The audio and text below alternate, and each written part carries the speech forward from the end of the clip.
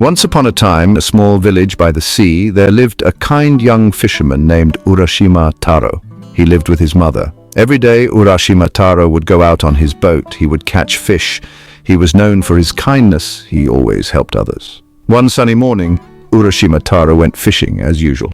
He cast his net into the sea. He waited patiently for a catch. But that day, something strange happened. He pulled in his net and it felt very heavy. When he finally pulled the net aboard, he found a large turtle tangled inside. It was so large, it almost filled his small boat. The turtle looked at him with pleading eyes. Urashima Taro felt sorry for the creature. Urashima Taro knew he couldn't keep the turtle. It was too large. It needed to be in the ocean. He gently lifted the turtle. He released it back into the sea. The turtle seemed to nod its head in thanks. Then it swam away. As he watched the turtle disappear, he heard children laughing. They were pointing at him from the shore. They had seen him release the turtle. They ran up to him, chattering excitedly. "Did you know," one boy exclaimed, "that turtle was no ordinary creature?" "It's true," a girl chimed in. "People say it's a magical being."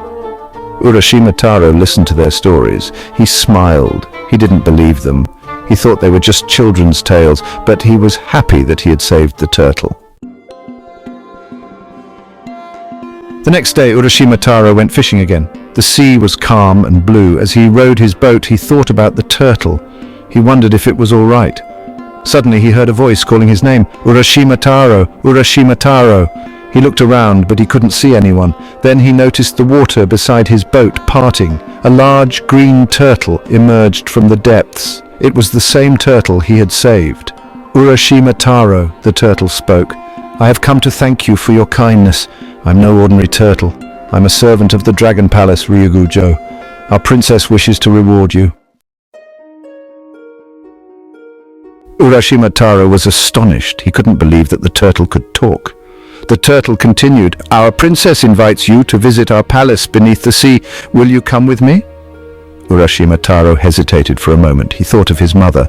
He didn't want to leave her alone, but the turtle reassured him, "Do not worry, Urashima Taro. Time passes differently in Ryugujo. A few days here will feel like a few hours in your world." Curiosity and the allure of adventure filled Urashima Taro's heart. He decided to trust the turtle. He climbed onto the turtle's back, holding on tightly. The turtle dove into the depths of the ocean. Section 5.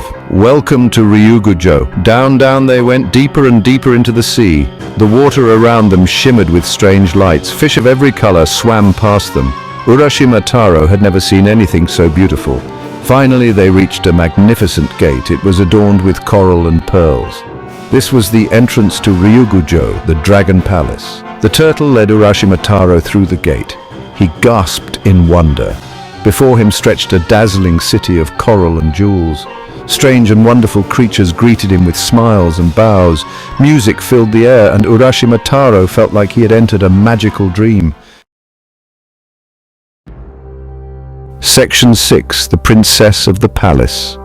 He was escorted through gardens filled with glowing plants and singing birds. Finally, he arrived at the palace itself. It was a dazzling structure of crystal and jade. Inside the palace, Urashima Taro was greeted by the most beautiful woman he had ever seen. She was the princess of Ryugujo. Her eyes sparkled like the sea, and her smile was as radiant as the sun. The princess thanked Urashima Taro for saving her faithful servant, the turtle. She showered him with gifts of gold and jewels. Urashima Taro was overwhelmed by her kindness. He had never felt so happy and welcome. Section 7. Days turned to years. Days turned into weeks as Urashima Taro enjoyed the wonders of Ryugujo. He explored the palace gardens. He learned the language of the fish. He even rode on the back of a giant seahorse. The princess was always by his side, sharing his adventures. Urashima Taro was completely content in this underwater paradise. He had forgotten all about his home and his life above the sea. He had fallen deeply in love with the princess. But as time passed, a strange feeling began to creep into Urashima Taro's heart. It was a longing for something he couldn't quite place. Section 8. Longing for home. One day, Urashima Taro was strolling through a coral grove with the princess. He noticed a familiar scent. It was the scent of the sea breeze, the smell of his village. Memories of his old life, his mother and his home came flooding back. A wave of homesickness washed over him. He realized how much he missed his old life. He turned to the princess, his heart heavy.